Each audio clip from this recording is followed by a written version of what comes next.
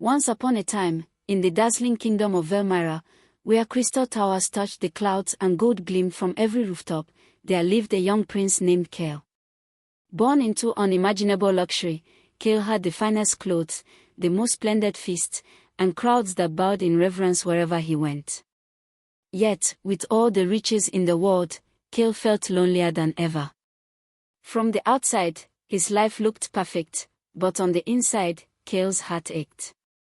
Every smile he received felt rehearsed, every praise felt forced. Everyone admired the prince, but no one truly knew Kale.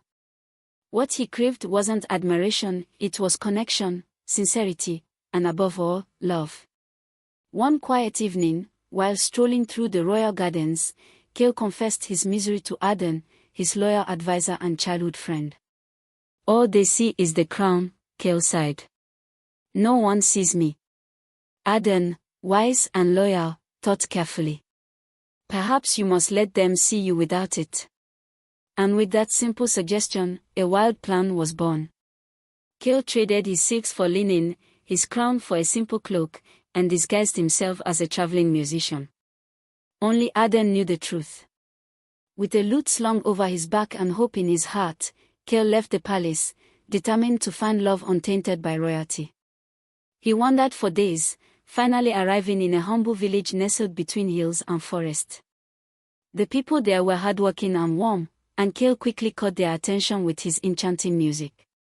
He played in the marketplace, his melodies rich with emotion. Coins dropped into his heart, and kind words filled the air. But one person noticed more than just his music, Elena.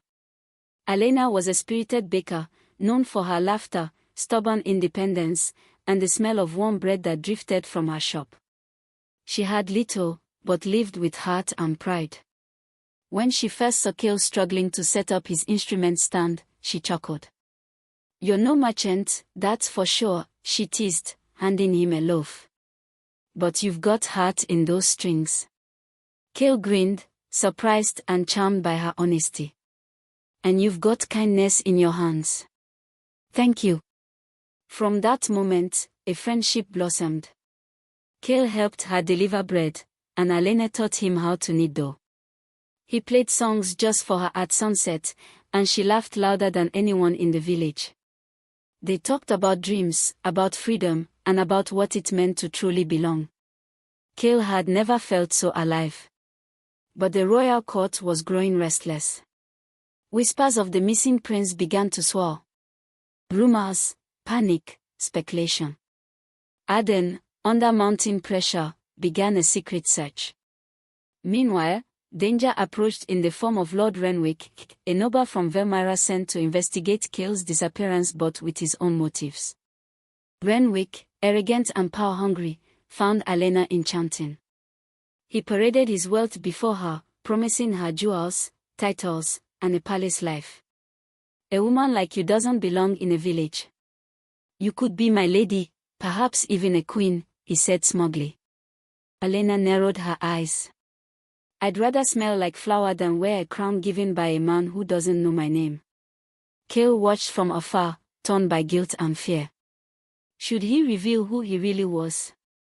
Or would that ruin everything?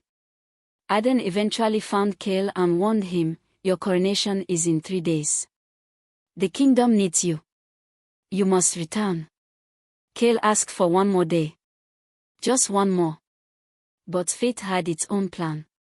That night, Elena stumbled upon a bag Kale had left open. Curiosity led her fingers to a small, gleaming object, the royal crest of Velmyra. Her hands trembled. Her world shifted. When Kale returned, she confronted him, her eyes filled with tears. "You're him. The prince. All this time, you lied to me." "Elena, I never meant to deceive you.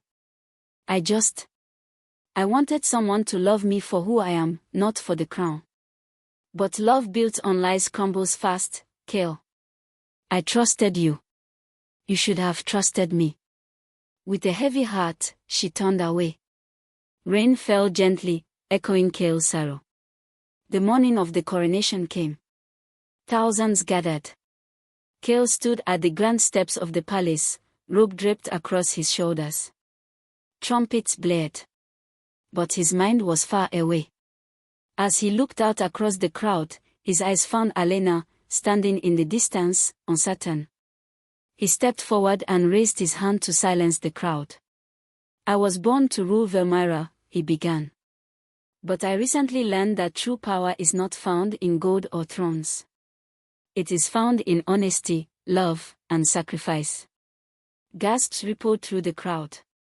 "Today, I step down from the throne. My advisor, Aden, will guide this kingdom. I will return to the village that taught me what it means to truly live." He removed the crown and handed it to Aden. As he walked into the crowd, the people stood frozen. When he reached Alena, she still looked unsure. "I chose you over everything," he whispered.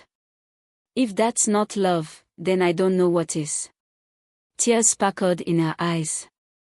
"And if you never lied, I never would have known how far you'd go just to find love." She smiled and took his hand. They embraced as cheers and confused murmurs echoed behind them. A year passed. In the quiet village, laughter returned.